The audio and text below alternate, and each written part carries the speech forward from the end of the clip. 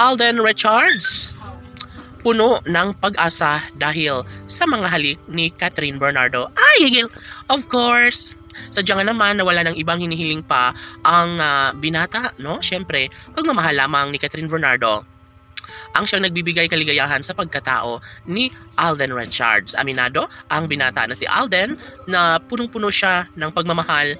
Iaalay niya ang buong puso para kay Catherine Bernardo.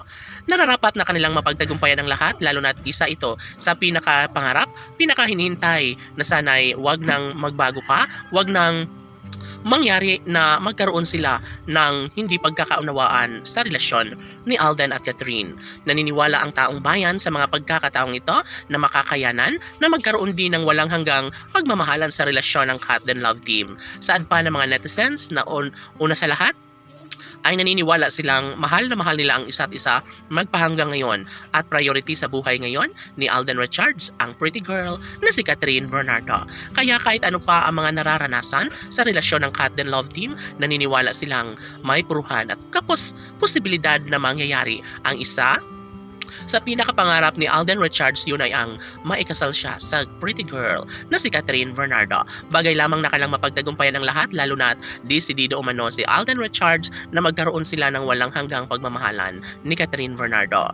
Ang pangarap ni Alden Richards ay unti-unti nang natutupad, unti-unti nang naisakatuparan, lalo na at sobrang mahal na mahal pa rin siya hanggang ngayon ng dalagang si Catherine Bernardo. Siguro nga ay hindi na magbabago kailanman ang kanilang sumpaan dahil sa pagmamahalang tunay ng dalaga at binata, marami ang nakakaramdam na sadyang maisakatuparan ang lahat, lalo na si Alden Richards ay porsigido na magkaroon ng relasyon na panghabang buhay.